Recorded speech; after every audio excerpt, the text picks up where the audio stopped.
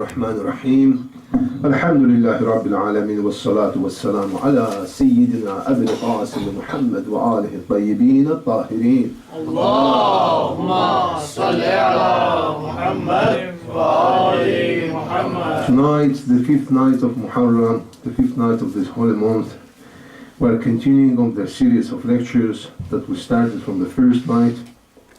And this, as we said, would be series of lectures on the topic of Aqaid, bringing up at the end of the fourth night to the topic of Imamah, which is one of the important topics of our Aqaid or our belief. In the previous lecture, which was yesterday, just to sum up quickly for the benefit of those who have missed the lecture, the previous lesson was about our belief in Allah subhanahu wa ta'ala and in Tawheed, which is imperishable part of Allah subhanahu wa ta'ala. We said that we believe that Allah subhanahu wa ta'ala huwa wahid, ahad, qadim, alim, hakim, munazzah min al-sifat min al-makan wa al-zaman, yeah? That He is subhanahu wa ta'ala above all the time and space, so He cannot be associated with the time or space. We also say that if we associate Allah subhanahu wa ta'ala with the space all the time, then that's a shirk and kufr. We also said that يجب توحيده من جميع الجهات في ذاته وفي صفاته. Yeah, that Tawheed is necessary from all the angles in His essence and in His characteristic, and we can worship to Him only for His sake only. And if we worship other than Him or worship Him for the sake other than Him, say, why are you praying? Because my mother, my soul told so. So I want to please my mother. Didn't Prophet say to please your mother? Go and please your mother. Now you are going to please your mother and pray. Pray. Why? For the sake of pleasing your mother. So in essence, if you take it one step far, it's a kufr. Because we do any worship we do only to please Allah subhanahu wa ta'ala. Tonight we are taking it one step further, and we are going to look into the characteristics of subhanahu wa ta'ala. Before looking into the characteristic, we will talk about His existence, which is different to existence of everybody else. We hinted about it yesterday, that we will be talking about it today. We said there is some existence, what is called the yumkin al-wujud, or some that are possible existence, and some are the wajib al-wujud, that necessity of existence. So we'll talk about this one, describe the difference in the characteristic of these two types of existing, classify characteristics. We give the classification of a characteristic of Allah subhanahu wa ta'ala, or as called in Arabic, sifat, but it is characteristics. Yeah, we give detailed explanation of characteristics. We stay a bit more on them and prove that they are the same as Allah Himself, and they refer to Himself or to wajib al-wujud, whose existence is necessary. Bit philosophical topic, okay? So bit heavy stuff. I don't know, like not everybody really into it, you know. So I'll try to just to go a bit light on that. If we need, I don't know, if I'm getting too deep, so please stop me. If you have any questions while delivering, please ask me, because this is probably one of the most difficult, not the most difficult one, but quite difficult one in the topic of Aqaid, okay? So we say there are two types of beings in this world. Two types of beings. One that has to exist, there is no other. And one that may or may not exist, yeah? So one whose existence is necessary, the other one whose existence is a possibility. Only Allah's existence is necessary. Only Allah has to exist. Everybody else existence, it may or may not be. It's possible or it's not. As a matter of fact, ourselves, before we existed, we had a 50-50 chance of existence, and somebody chose for us to exist, and then we started to exist. This is a one philosophical proof of existence of subhanahu wa ta'ala. Yeah? So I don't want to go deep into this philosophy, but I think it appeals to everybody's logic that Allah subhanahu wa ta'ala, He has to exist. There is no other choice. But all or everything else other than Him may or may not exist. Both have characteristics. I have characteristics, you have characteristics. This mic has characteristics. Allah subhanahu wa ta'ala also has characteristics. Everybody has characteristics. But characteristics of this, everybody else whose existence is possible, are very different to characteristics of subhanahu wa ta'ala. They are not just different in their dimension, scope, type, depth, but they are also different in their essence. And in a minute, we'll explain what do we mean by that. As a matter of fact, these two are two different concepts and notions. Yes, when we talk about characteristic of Allah Ta'ala, we call this characteristic or sifat. When we talk about characteristic of a human being, we call this characteristic sifat. We use the same term, but it does not mean that behind is the same term, we refer to the same concept. Concepts are different. Notions are different. Realities behind this are different. We simply use the same word because we lack vocabulary to explain something, so we just pick the same word. Yeah? So let me then explain to you characteristic and different of them. If somebody's existence is possible, his characteristics are possible as well. They may or may not have them. They may vary in stance, length, depths. They may come and go. What do I mean? If my existence is possible, I may or may not be alive. Today I may be alive, tomorrow I may be dead. Yeah. Today I might be a nice person, tomorrow I might be a nasty person. Or my niceness, I might be nice, but you are nicer than I am. He is nicer than he is. I am nastier than he is. So that's basically our characteristic. Yeah, that's the way they differ.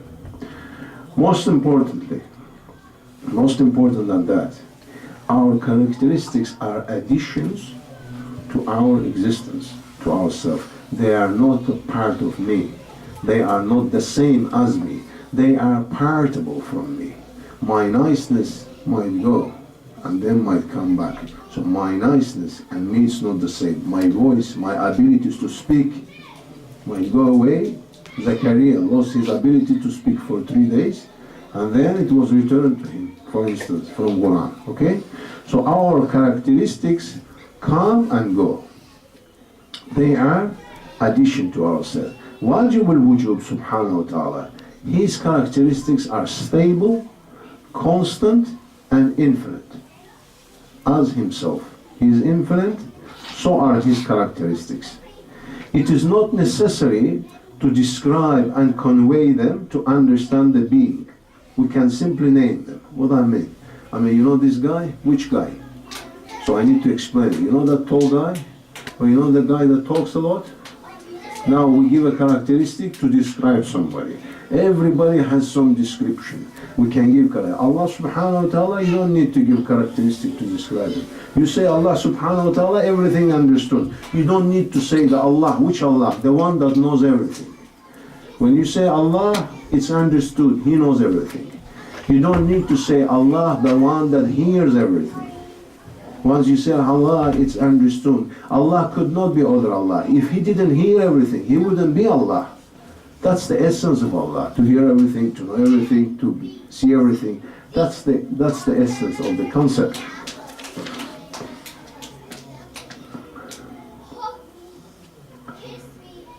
As His existence is necessary, so are His characteristics. As it is not possible for Allah not to exist. We know that Allah exists all the time, have existed all the time, will exist all the time. So are His characteristics. They are imperishable from Him. They existed, exist now, and they will exist. We will be proving that in a minute, logically. We simply use these characteristics, these concepts, to to explain the being through limited means of human understanding. Why do we need to say, as a matter of fact, Allah doesn't need to say us, Huwa Allahu Sami'ul Alim. There is no need for him in the Quran say, yes, he is Allah, hearing, knowing, but he is talking to people with limited, very limited understanding and very limited imagination. So he needs to use, or he chooses to use, these limited concepts just to give them understanding, just to invite them and get them to get the idea. Otherwise, with limited minds, they cannot get idea. So to educate them. Other than that, if you allow him a minute to think about it, he should be capable and able to come to conclusion. Hold a minute, surely Allah will know everything without a shadow of doubt. There's no need for him to hear or to see. He knows everything anyway. Hearing and seeing is only means of obtaining information. If you are in possession of all information, why do you need extra means? Most importantly, as we say, they are the being in self, not even part of it. Try to think that the hearing of Allah, or it is only, when we say Allah, we have said everything. We don't even need to talk to more. We talk more just to explain. And when I say Allah Alim, that's it, has been said. He knows everything. But no, I break it further to you. Alim, what do you mean by that? I said, by the way, he knows everything. Okay, anymore? Yes, he hears everything. He sees everything. He feels everything. Yeah, he has a feeling, even that you think deep in your heart. So I'm just trying to break it down to explain. So there's no doubt left in your heart. Yeah. So that's the joint. But there is no need for that, because hearing, knowing, feeling, everything, knowing, it is the part of himself. The minute he is Allah, he has this knowledge anyway. So in a sense, all his characteristics can be soaked up under one umbrella and explained by one thing, saying Alim, and we will cover that well down. And when we say Allah, we cover everything by that anyway. So we can break them to as many as we wish, or bring them under one umbrella if we wish.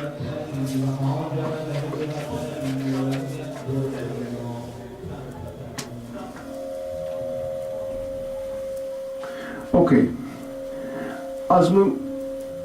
now let us classify the characteristics. Now we have covered and we said Allah subhanahu wa ta'ala, he has characteristics just for us to explain his characteristic well, so we understand, and his characteristics are the same as his essence, or as we say in Arabic, sifatuhu nafsu zatihi.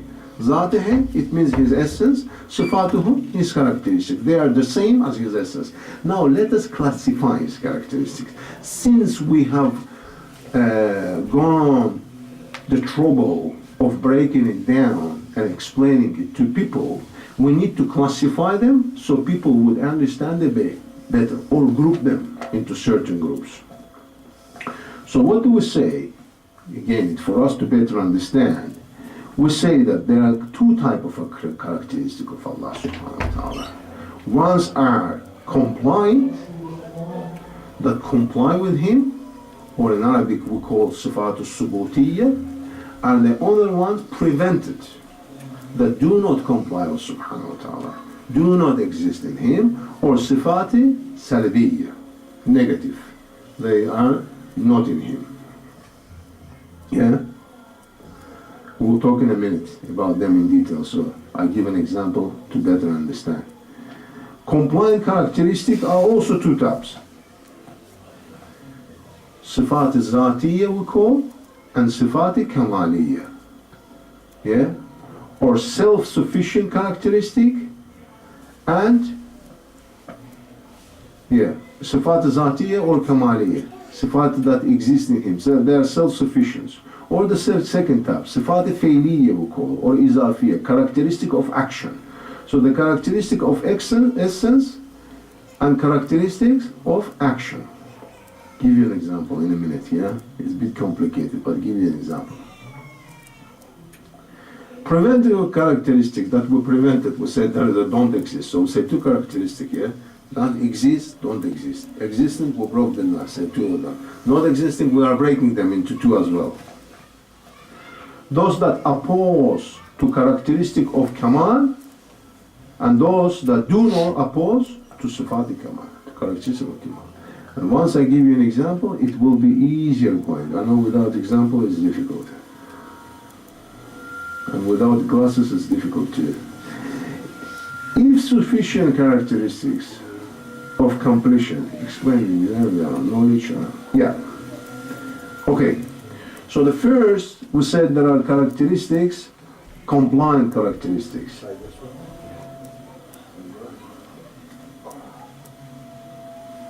Yeah, much better now. Thank you.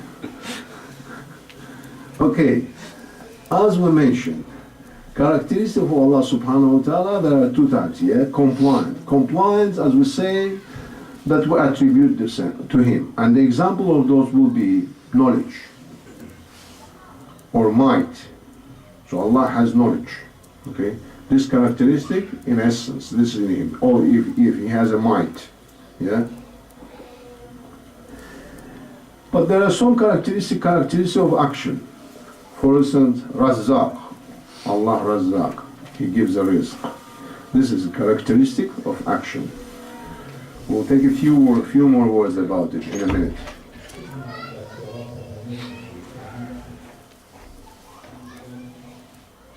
For instance, if we look into example of life and might, yeah, His might is the same as His life.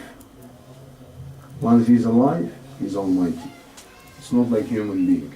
Human being may be alive, still alive, but doesn't have a might, doesn't see very well anymore. Still alive, but struggles to see. Yeah. His characteristics, they cannot exist independently. We only refer to these using two different words to enable us to understand Him. So His life and His might, they cannot be independent from each other. They are together and they are part of this thing. But we use these two words just to explain it better. What do we mean by that? They are referring to different realities. These are referring to two different realities than they are either. If we would say that these two characteristics, why I'm going at length of explaining that, because there is some Islamic scholars within Islam that would say no, those are two different. And they refer to different realities, yeah? So for us just to not to be dafted or not to be fooled by this concept, yeah? Some would say that these two refer to two different realities. If they had referred to two different realities, then each of those two different realities would either have been qadim, always existent, or one of them would have started afterwards. If both of them are qadim, then we say there are two qadims. And we know from Tawheed, concept of Tawheed requires only one qadim. Otherwise it's not Tawheed. But if we say one is, then they cannot exist. But if we say one is qadim and one is jadid, then we refer to Allah subhanahu wa ta'ala with a characteristic that He has acquired. He has changed. But subhanahu wa ta'ala, He is never changing. He does not acquire. Why? Because only those acquire who improve, perfect, or they go backwards. Look, I acquired. Why? Because apparently I'm going backwards. Or you go there, do sports, improve. Allah subhanahu wa ta'ala is ultimate, infinite. He cannot improve, He cannot go backwards. He doesn't improve or doesn't go backwards. Yeah? When we look at characteristics of action, such as creation or providence, or when Allah subhanahu wa ta'ala, providence, when He provides, some would argue that these require existence of creature. Again, we had some problem within the scholars. They would say, if He's a creator, His characteristic of creating was not there before he created. If he is Razzaq, his characteristic of rizq, of being Razzaq, being a provider, was not there before he actually created human being and started to provide. But we say no. It was always there. When we talk about characteristic of Razzaq, we don't mean the act of providing. We mean capability, not the action itself. Capability to provide is classified as characteristic of Allah subhanahu wa ta'ala. We're finishing soon. I know it's a nice topic. It's putting people asleep. We're finishing in a couple of minutes. So these are not the action. As a matter of fact, these all refer to sifat al-subutiyya. These all characteristics, they actually ascend to one characteristic, which is called qayyum. Precise. Sifat al-qayyum, as all the subutiyya, are the same as Allah Himself. So when He is there, He is the provider, He is the creator, He is because it's so basically what we are trying to prove, that yes, we explain all these characteristics, but in essence they all ascend back to His existence, and they are all part of Himself. That's what we are trying to prove. When it comes to sifat al-salbiyya, and this is the last of it, the characteristics that do not exist in Him, the characteristics that we say are not existing in Him, such as some of them oppose to sifat al-kamal, such as we say Allah truthful, the opposed characteristic would be a lie. Or unfairness, we say Allah subhanahu wa ta'ala is just. The opposite characteristic will be Allah unfair, zalim. Say Allah is adil. The opposite thing will be say to Allah is zalim. They are simple way. So what are these characteristics? Why do we need to say? They are a simple way of emphasize this characteristic, or just to make sure that we, with our little, limited minds that can deviate from the truth very, very quickly, can go away. We tell somebody, go there. Listen, don't go there. Hold it firm. Listen, don't drop it. Why we are using this, listen, don't drop it? Because we know he's a kid. If you don't tell him, hold it firm, don't drop it, he might drop it. So we know a human being is unfortunately limited. So when you say Allah is adil,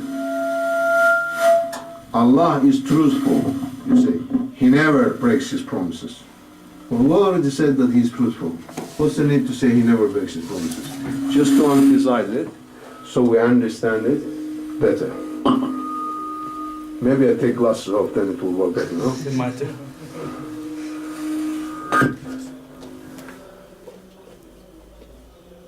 Okay. It did work, huh?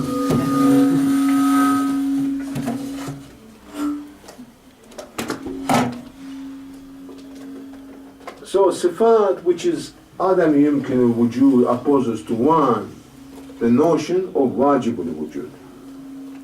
All the sifat, they oppose the notion of wajib al-wujud, because if somebody's existence is wajib, this sifat cannot exist in him. In conclusion, just to sum up on this very exciting topic, and to make sure that everybody takes something out of it today, rather than saying that he kept talking for half an hour. By God, I didn't understand a word of it. What we try to say today, the message. So there are two existences. One is wajib al-wujud, has to exist, which is Allah subhanahu wa ta'ala, and everybody else, I can shout. I'm sure they will hear on the other side. And the other one is everybody else who may or may not exist. We describe difference in their characteristics. We say that wajib al-wujud, Allah subhanahu wa ta'ala, His characteristics are constant, infinite, they are always positive. They have no dimension, no infinity, no perfection, no regression, no progression, just like Himself. But yumkin al-wujud as ourself, our characteristics come and go, they have size, dimension, just like ourselves. We classified characteristics and we say that some of them, we can break them into classification, but in essence, they all ascend to one characteristic, and this characteristic is Himself subhanahu wa ta'ala.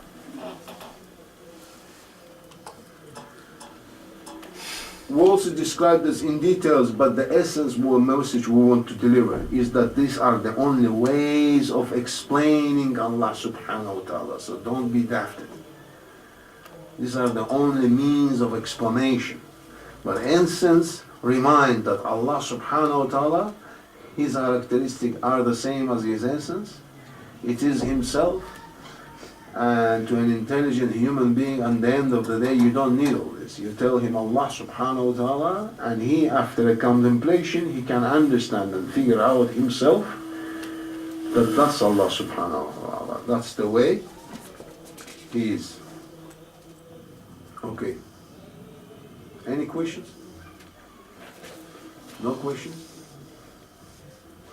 Next lesson, we'll be talking about adala, or about the justice of Allah subhanahu wa ta'ala, which will be tomorrow. Won't be as heavy as this one. Okay?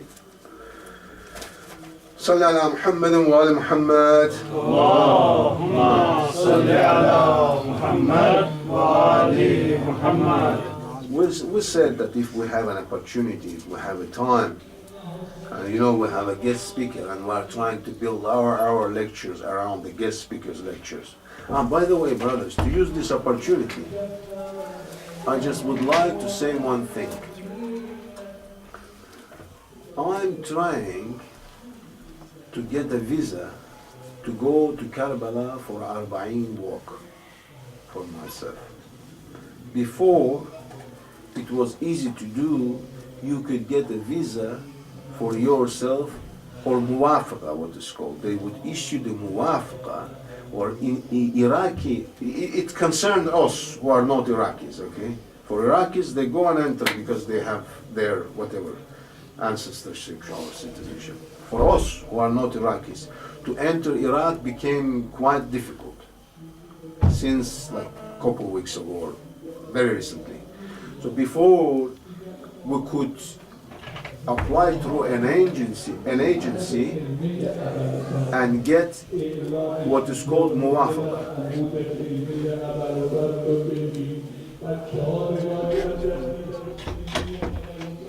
Muwafaqa issued by Ministry of Interior. It would be a piece of paper, and there it would have your name, your passport number, and there's a 50 guys like you, and then they stamp saying that these guys have been approved entry to Iraq. Then you would arrive in the airport. In the airport they stamp it. Has anybody been to Iraq recently? No. You don't know what I'm missing. Who told you it's been difficult the last 2 weeks? Well, I'm struggling to get the visa cannot. Okay, because I checked there with my brother. So as far as I know, in Baghdad it's difficult, but in Najaf it's still easy, as I found. But you will check, inshallah. Yeah, I called him today, your brother. Okay. Yeah, You told me that? No, I just if we can get brilliant. What I'm trying to say, from what I have found out, and I have been working hard for the last 3 weeks maybe trying to get a visa or to apply for a visa. From what I have been told, you cannot apply if you are alone. But if there is a group at least of 5, then it's done. Okay? That's a little regulation there. I will know exactly tomorrow, because they usually I go through one agency in London. Today I was talking to her, she said I have 50 passports on my table now, and I'm waiting for the word from the ministry tomorrow. 50 British passports. Basically what I'm saying, if there's anybody who wants to go for Arba'in walk, think about it. If you want to go, just let me know. If we gang up and if there's at least 5 of us, we can go easily. It's much easier. Then we can make a group and go for this walk. Flying to Najaf is about 2,000 euro ticket at the moment. No. 2 days ago I was in Turkish Airlines. It's like 750, 800 euro. For Arba'in? No, about 1,900. Baghdad is about 900 Okay. today Did actually. you check with the Ittihad or the... No, Turkish I'm talking. No, because Ittihad, the Emirat, they have as well. They go to from Dublin to Abu Dhabi, and from Abu Dhabi to Najaf. Now everybody knows there. So we have, if there are people who are thinking, considering for 7, how much was that, Abu Shah? I don't know, the Turkish Airlines, you're right, it might be very expensive. Very expensive. But I hear from the people from Arab Gulf, they told me they use Ittihad and Emirat for Abu Dhabi. It's much cheaper now. The flight is very good from Dublin to Abu Dhabi straight away, no stop. Then they take another flight from Abu Dhabi or Dubai to Najaf. No, not Dubai, to Najaf.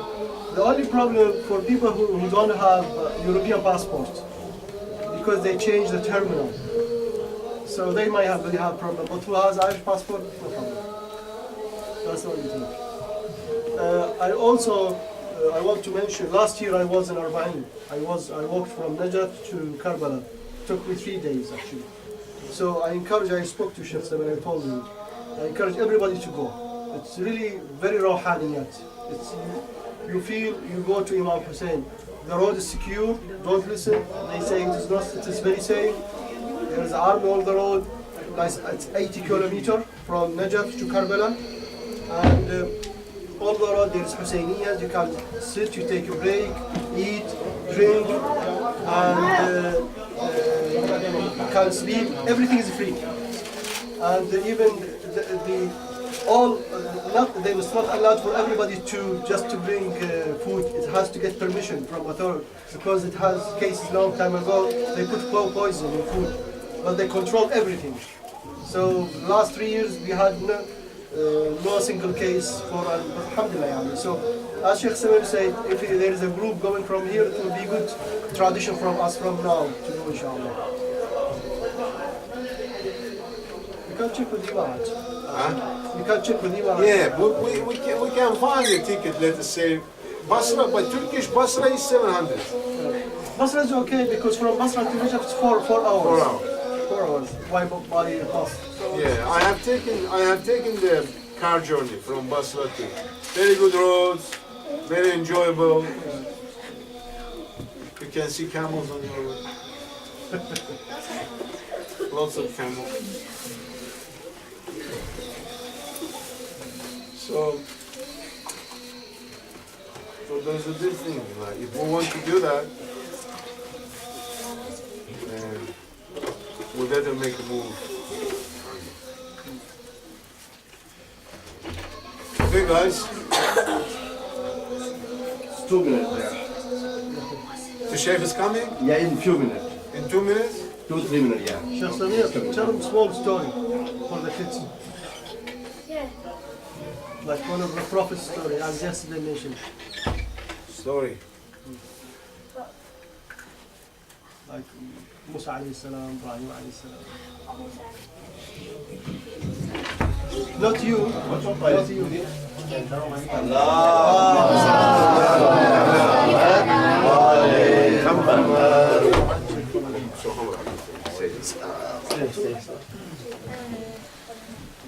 أحسن شيخ جزاك الله خير.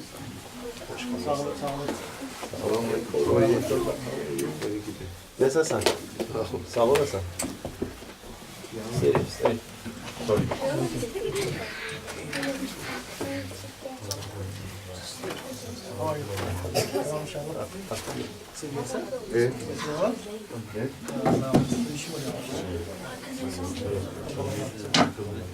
بالله من الشيطان الرجيم بسم الله الرحمن الرحيم الحمد لله رب العالمين والصلاة